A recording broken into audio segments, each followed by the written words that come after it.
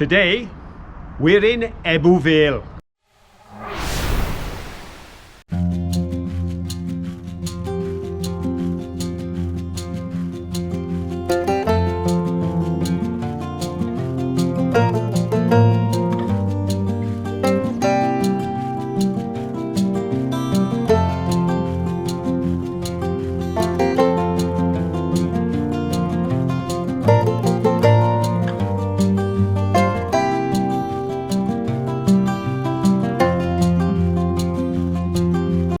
Ebbw Vale, there's a name to conjure with. I must have said that name 1,000 times, and more often than not, it was when I'd say, I found a brick.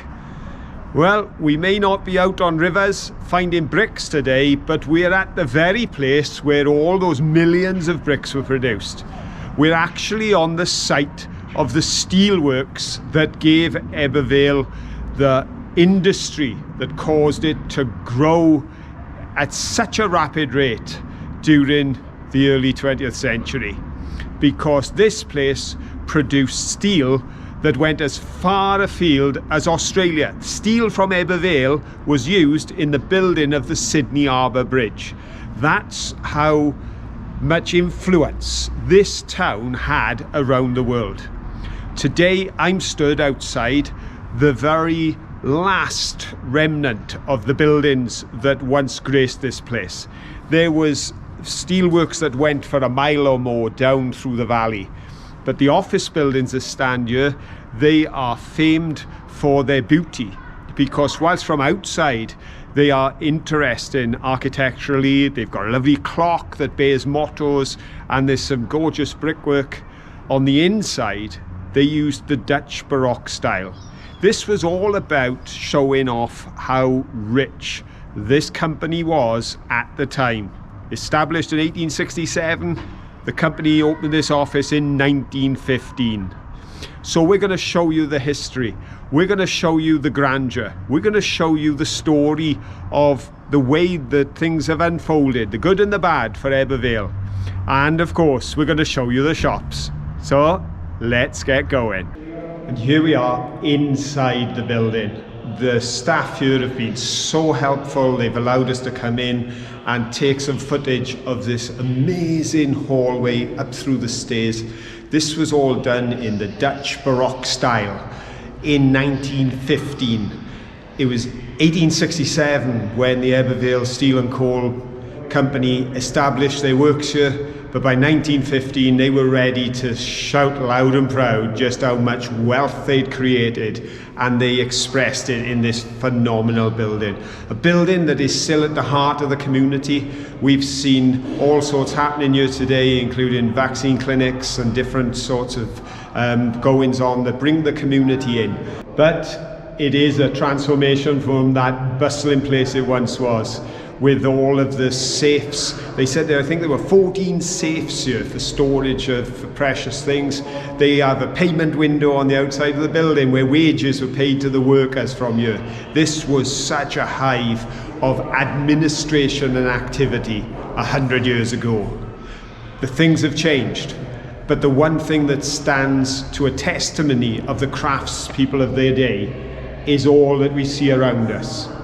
This amazing and rare example of an office building in such a style from such a time. Whoa, look at the width on that door. That's the safe door, and it's not a little safe. It's an absolutely enormous safe. Ooh, I could keep all my millions of pounds in there.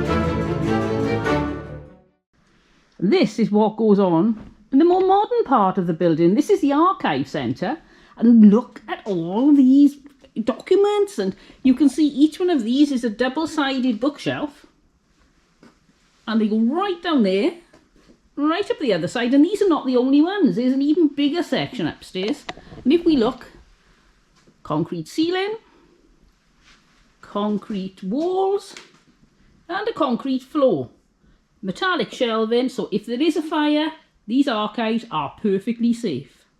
Can you imagine the amount of history that's in here? If you could just read every single document in one of these aisles, you'd know so much, and you'd find out so much information and history on something. Look at that. Now, I've always wanted to turn one of these, and I'm not allowed to touch, but the member of staff is going to do this for us, and look at that. Oh, I don't know why, but it just mesmerises me when they do that. Thank you very much. There is a staff here that are given the duty of archiving and keeping safe all of the information that's been gathered from the entire old county of Gwent. But as part of that service, and I know having spoken to some of the staff, one of the bits of their job they really enjoy is making this available to anyone who walks through the door and simply asks, can you help me? I'm trying to find out about this or that point in history or this relative from the past. So this is a living archive. This is something that we, as the people of the 21st century, can enjoy today in this beautiful modern attachment to that gorgeous Dutch Baroque building from 1915. And now, folks, we are going out of the archive, and we're really grateful for the opportunity to have been in there, because that's not somewhere the general public would access. And we're going through something which is quite familiar to me from my years underground working in the mines. We're in an airlock. They take preserving these archives very seriously. I found this table full of little blocks, so I'm speaking to Rhiannon. Hello, Rhiannon. What's Hello. your role here? I'm the conservator at Gwent Archives. Right, and what are these little blocks for, Rhiannon? So this is a spoke sponge, and this is how it starts. Right. And we cut these into little cubes. So the spoke sponges, they clean the documents without causing any damage, and they don't impart anything like plasticizers that would actually hurt the documents. And as you can see, it picks up dirt very, very well. Yes, that's very grubby. So we can get any ingrained dirt out of the documents that that need cleaning. And then what we can do is we chop down these little cubes. We'll get a fresh edge. And yeah, it'll just keep going until we've got something very, very small. So yeah, very good. Oh, thank you very much. That's okay.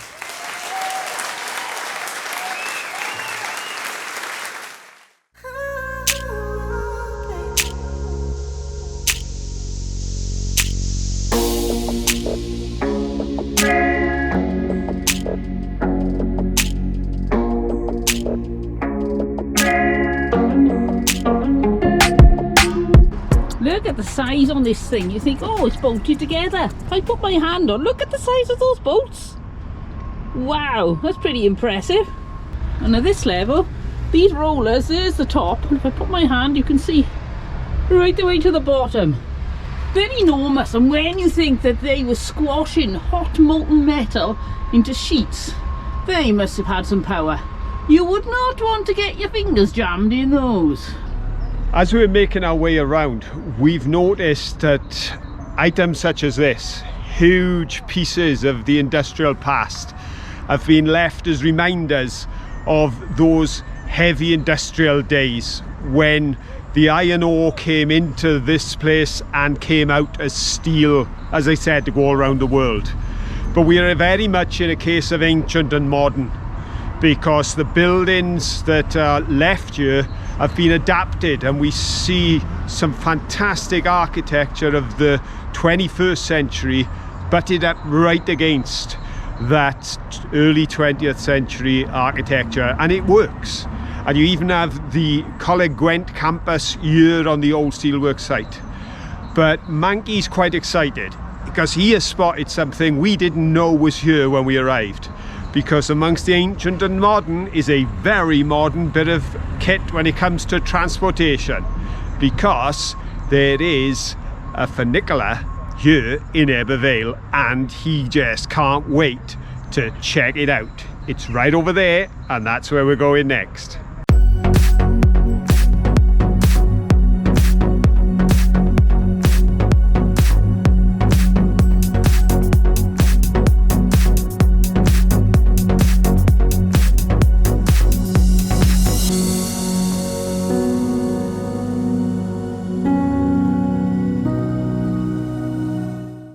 So here we are, folks, on the high street, having a look around Ebbw Vale town.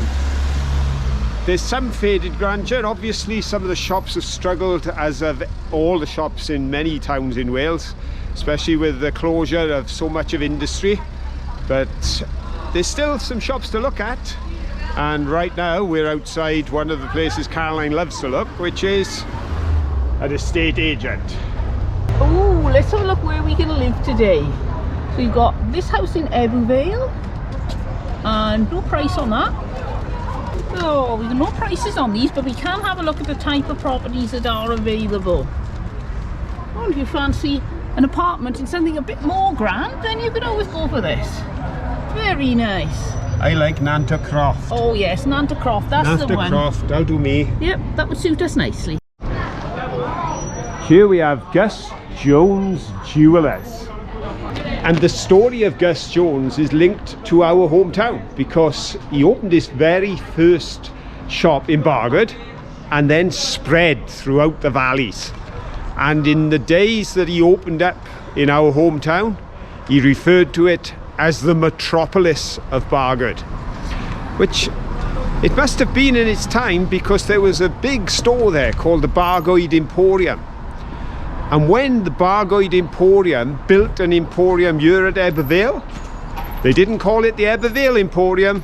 No siree, they called it the Bargoed Emporium, which shows the influence that the town had, as well as the traders at the time. Well, let's have a look what else we can find here.